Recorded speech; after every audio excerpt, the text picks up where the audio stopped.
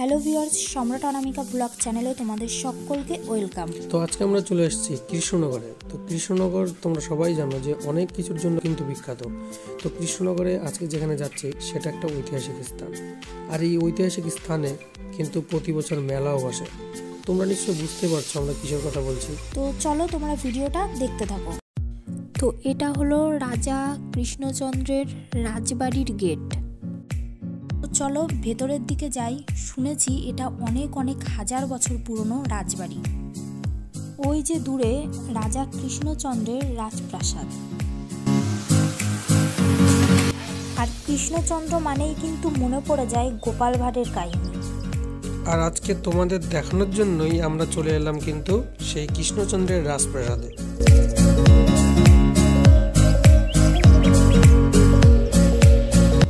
ওই যে দূরে বড় বড় দুটো গেট পার করে এসেই ছিল রাজপ্রাসাদ।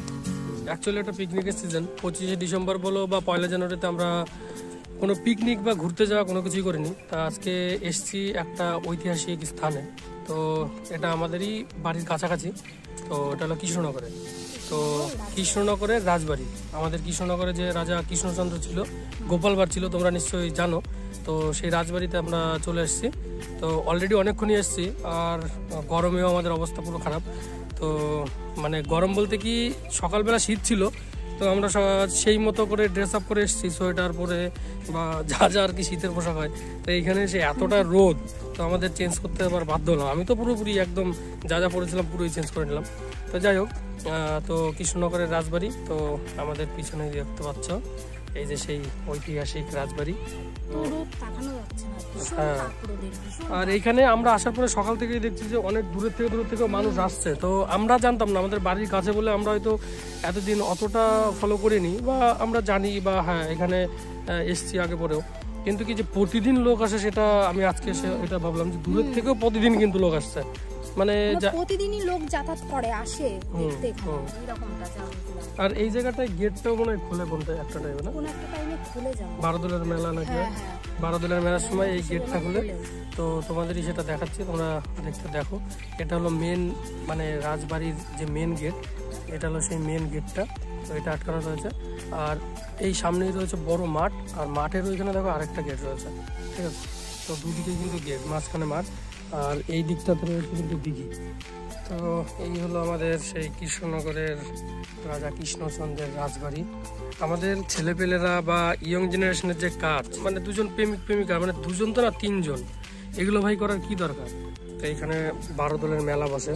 তো এই ভিতরে আমরা দেখতে পাচ্ছি না, তো গেটের একটা ফাঁকাতে তোমাদের দেখানোর চেষ্টা করছি যে ভিতরেও কিন্তু অনেক জিনিস আছে।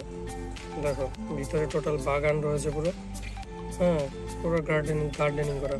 তো শুনেছি এখানে এখনো লোকজন থাকে, মানে রাজা কৃষ্ণচন্দ্রের যে বংশধররা রয়েছে তারা এখনো আসে, এখানে থাকে। তো এইখানে দেখো এইগুলো কিন্তু ডিজাইন করে অনেক সুন্দর করে। দেখো আমাদের কাছের থেকে দেখায়, এইগুলো কিন্তু পাথর দিয়ে তৈরি করা। এগুলো অ্যাকচুয়ালি কীভাবে তৈরি সেটাও জানি না।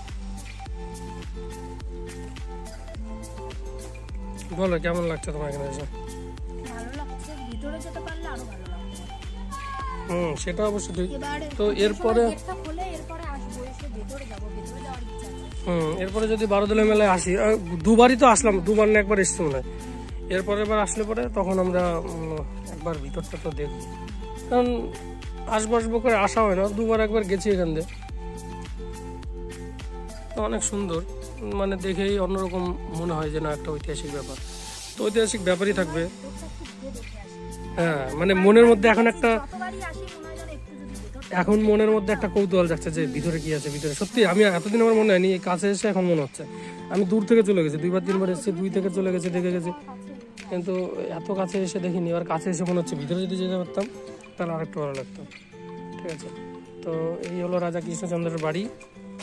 তো ভিতরেও বাড়ি রয়েছে, দিঘি রয়েছে, তো তোমাদের দিঘিও দেখাবো। ও তো এসে বসে পড়েছে, যেতেই চাচ্ছে না কিন্তু। হ্যাঁ, মানে লোকজন, মানে একটা বলে না যে ঐতিহাসিক জায়গায় ঘুরতে যাওয়ার যে একটা মজা, সেটা কিন্তু বোঝা যাচ্ছে। কারণ কি, এই জায়গায় এলাকার লোকজন রয়েছে, তার সাথে আবার 2-1 করে দেখো টোটোতে আসতেই আছে লোক, মানে 1-2 করে আসতেই থাকে সবসময়। এই সাইডটা দেখার একটা জাগ্রহ, সেটা হতে যাবে না স্যার। এটা হলো ব্যাপার, ওই জন্য ভালো লাগছে যে না দেখা যাক এর পরবর্তীতে এসে যদি ভেতরে যেতে পারি তাহলে মনের ইচ্ছাটা পূর্ণ হয়ে যাবে। হ্যাঁ এবার কি দেখো, অনেক ঐতিহাসিক জায়গায় কিন্তু টিকিট কেটে ঢোকা লাগে। হ্যাঁ আমাদের এটা যে পুরো উন্মুক্ত, শুধু ভিতরেরটা বন্ধ, সেটাও কোনোদিন টিকিট বিক্রি হয় তা নাই, এটা এমনি জাস্ট খুলে দেয়।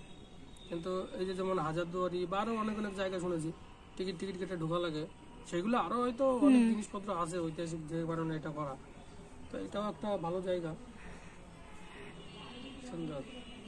চলো আমরা একটা দিঘির পাড়তে ঘুরে আসি, দিঘি না ঝিল। চলো, আমাদের এখন খিদে পেয়ে গেছে, আমরা একটু খাবো, তাই এখন একটা স্পেশাল জিনিস খাবো, মানে খাবো আমরা, দেখাবো।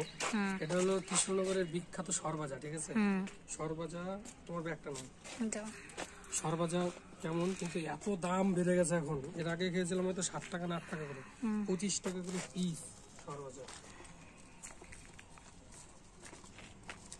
তো এটা বেশি মিষ্টি খেয়ে তো পেট ভরে লাভ নেই, যে কারণে দুটোই নিলাম। আমরা সকালে বেরিয়েছি চা বিস্কুট খেয়ে, এখন অনেকটাই বেলা হয়ে গেছে, খিদেও পেয়ে গেছে খুব। দেখো সরভাজা আর এখানে রসমালাই, এটা হলো শ্রীগোপাল কি আনন্দময়ী শ্রীগোপাল মিষ্টান্ন ভান্ডারের রসমালাই। তো দুটো নিয়েছি রসমালাই, দুটো সরভাজা, তুমি খাও। কেমন টেস্ট? সেই আগের মতোই টেস্ট, অনেকদিন আগে খেয়েছি, কিন্তু এর একটা আলাদা ফ্লেভার, আলাদা টেস্ট। সরভাজা টেস্টি না?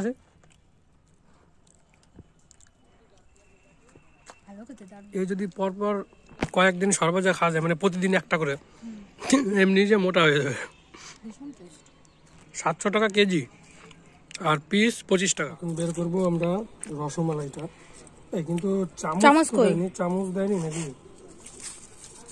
চামচ দেয়নি তো?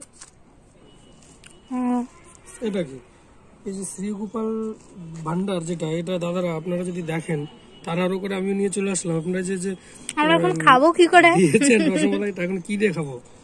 জায়গায় দাঁড়িয়ে খেলে না হয় চামচ দিতে, এটাতে বানাই চামচ কৃত্রিম ভাবে।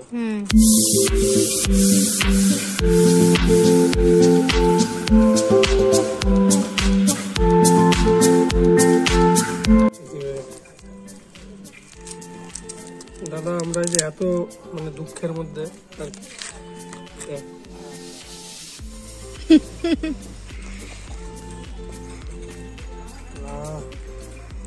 ভাই সেই টেস্ট, এই যে চামচ দিয়ে খাচ্ছে, দেখো কৃত্রিম চামচ। টেস্ট কেমন তাই বলো? টেস্ট দারুণ, ঠিক আছে, এত সুন্দর, মানে কোনো ডুপ্লিকেট কিছু মিক্সিং নেই, ওর একদম ক্ষীর।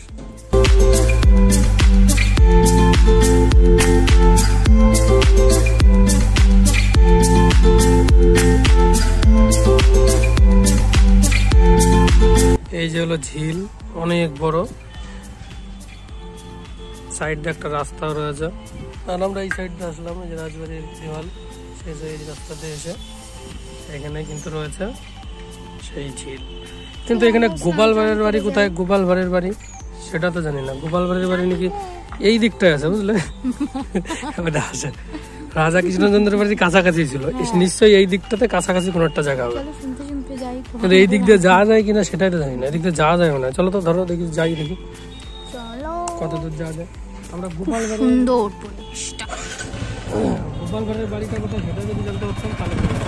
গোপাল ভাঁড় নাকি রাত্রিবেলায় গ্রাম ছেড়ে চলে গেছিল, জানো সেটা গল্প? রাজার যে মন্ত্রী ছিল, ওই মন্ত্রীর সাথে একটা মানে ইয়ে করে, পরে বলছি গাড়ি।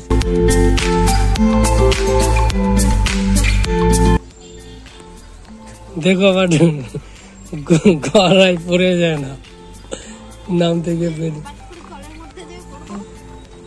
তুমি সাঁতার কাটতে পারো? আমি এবারে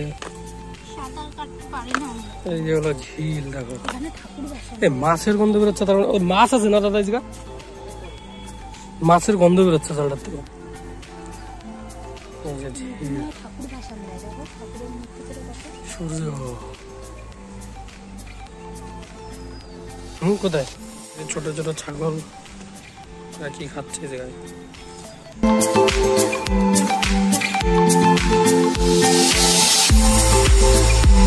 সিঁড়িতে উঠছি, আমাকে আর উঠতে কাজ হয়ে যাচ্ছে সিঁড়িতে।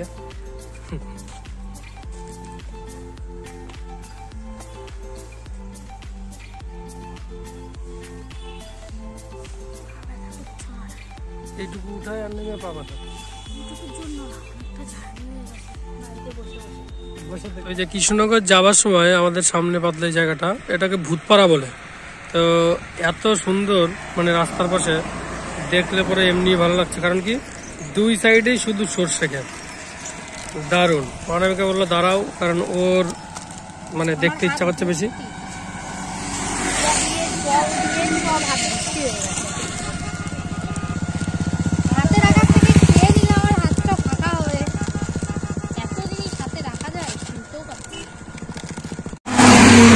সাইডে সাইডে বাস যাচ্ছে পুরো। এই নাও ভুজিয়া খাও।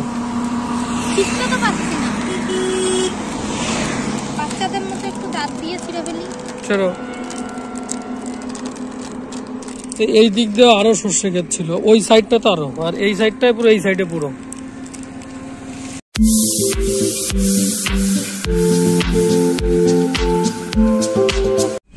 এই যে আমাদের সাথী, এই দুটোই আমার সাথী। 200 টাকা বড়টা 200। হ্যাঁ বড় ভাড় গুলো, বড় ভাড় কত? বড় গুলো 250 আর ছোট গুলো 200।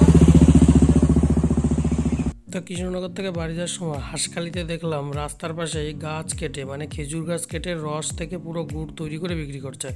তো অনেকগুলো ভাই বসেছিল, তো একটা ভাইয়ের কাছ থেকে আমরা গুড় কেনার জন্য দাঁড়ালাম, টেস্টও করলাম। একদম রুটি দিয়ে খেতে খুব ভালো লাগে, ঝোলা গুড় খুব টেস্ট আছে, গ্রান আছে, অরিজিনাল। ওরা এইখানেই বানায়, ওই জায়গায় রস কাটে, ওইখানেই জাল দিয়ে ওইখানেই বানায়। তো ভিডিওটি ভালো লাগলে অবশ্যই আমাদের চ্যানেলটাকে সাবস্ক্রাইব করে দিও, আর লাইক কমেন্ট শেয়ার করে দিও।